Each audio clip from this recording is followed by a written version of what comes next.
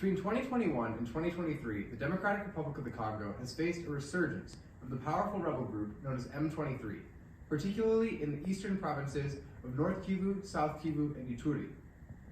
Fighting between M23 and government forces, as well as smaller armed groups, has displaced over 500,000 people in a span of months. The total number of people displaced in the DRC over the last 30 years is now close to 7 million, and the number of people killed is close to 6. It's the deadliest global conflict since World War II. This spike in violence coincides with a potential turning point in the nation's history. Years of protests against an unsuccessful UN peacekeeping mission have led the Congolese government to ask for UN troops withdrawal in December. They have also requested that East African community troops sent in less than a year ago to combat M23 leave by December 8th. A highly controversial and contested general and presidential election will be held on December 20th. Yes.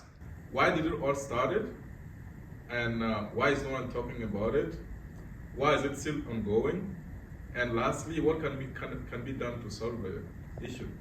Those are great questions. Though all of these issues are deeply interconnected, it can be helpful to think of the various conflicts as stemming from three main problems: ethnic tensions, resource extraction, and corruption of elites. To understand ethnic tensions in the DRC, we need to look at the broader region, and specifically at Rwanda, on the eastern border. The Congolese government, the United Nations, and the African Union accuse Rwanda of backing M23 against today's government, but the conflict between the two nations goes back much farther than that. Let's start in 1994, with the Rwandan genocide, when a Belgian-fueled rivalry between the Tutsi and Hutu ethnic groups in Rwanda resulted in the massacre of hundreds of thousands of ethnic Tutsis. Following and during the genocide, millions of Hutu refugees crossed into the DRC. A small minority of these Hutus were extremists who began organizing militias. To counteract them, Tutsis in the region began organizing counter-militias, and tensions built as regional powers began to take sides. Rwandan forces invaded the DRC on the side of the Tutsi militias. Uganda, Burundi, and Angola stepped in supporting Rwanda, though they had their own concerns about Zaire's then dictator, Mobutu Sese Seko. The coalition of states succeeded in toppling Mobutu. However, thousands died in the conflict, including a great number of civilians. Laurent Kabila, the Zaire opposition leader under Mobutu, became president at the termination of the conflict.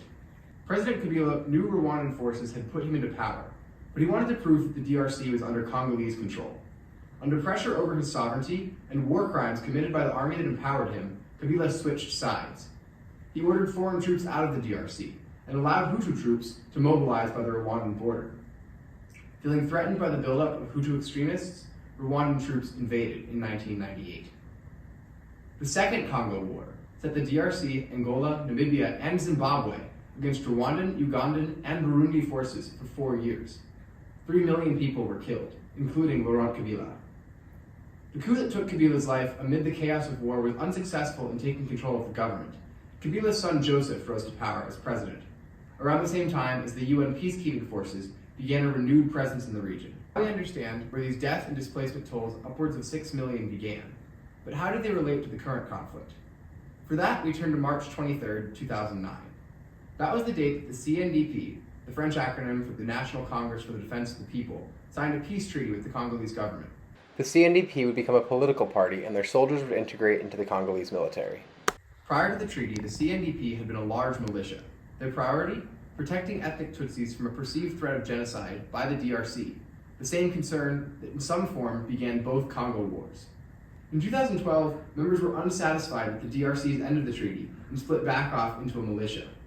They called it M23, after the date the treaty was signed, and this is the group that plagues the DRC today. M23 captured the eastern city of Goma in 2013, but a rare UN offensive by peacekeepers successfully supported the Congo in defeating them. Now we return to the present. The tensions between the majority Tutsi M23 and the Congolese government run extremely high. There is potential for a regional war, and ethnic tensions are only one part of the story. Though resources exploitation is not new to the DRC, the 21st century has brought in a new era of resource competition. J'ai moi-même un smartphone.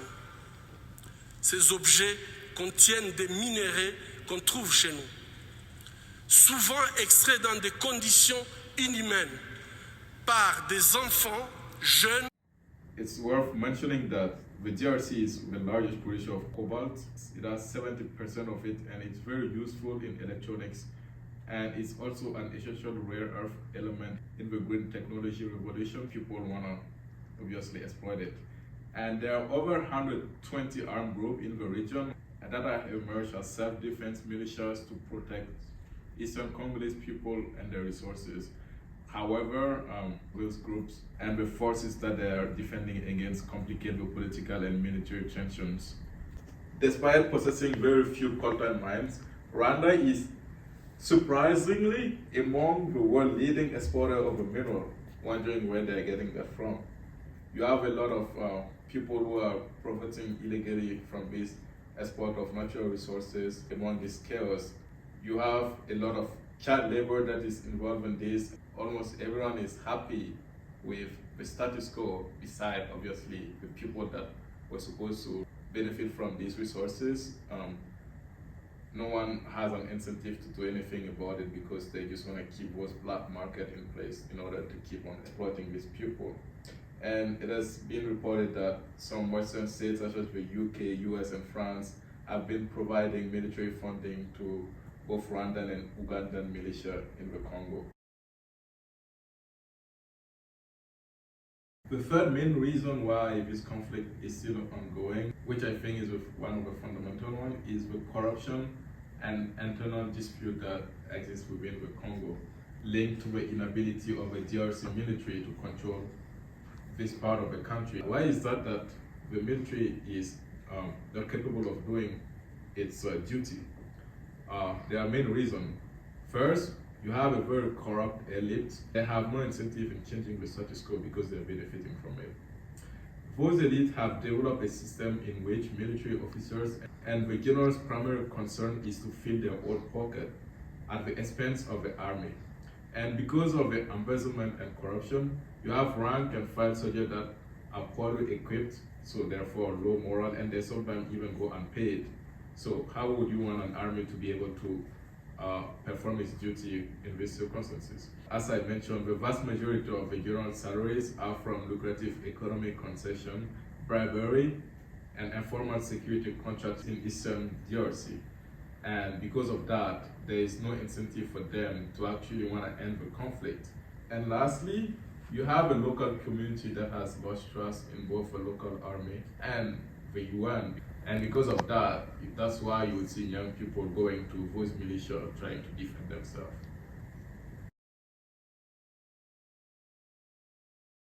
So what has been done and what could be done to solve this conflict? Yeah, a lot of different things have been done to try to stop the conflict, and one of the main ones was the UN mission, which was known as MONUSCO. It has been there for more than 2 decades now, but hasn't really been able to show any tangible result in stopping the war. And in our attempt to solve the issue, the East Africa community that tried to set up a force. We also saw how the government has tried to include some of the militia members into the army, which didn't work out with like the M23. Non-profit like Congo Research Group, which is an independent non-profit research project dedicated to understanding the violence that is affecting millions of Congolese. And there are a lot of plenty non-profit organizations out there that are trying to really bring some humanitarian response to the big humanitarian crisis that's ongoing. The first one is that DRC need to have a strong military. They need to find ways to make the military functional and performant to be able to control all of the territory. And that is because mainly our outsider force have no incentive in the conflict stopping. So it will really be up to the Congolese army to be able to bring an adequate response to that. And we also believe that regional actors definitely have a role to play, although they have been unable to stop the conflict completely, but we do still believe that they could make them accountable of what's going on.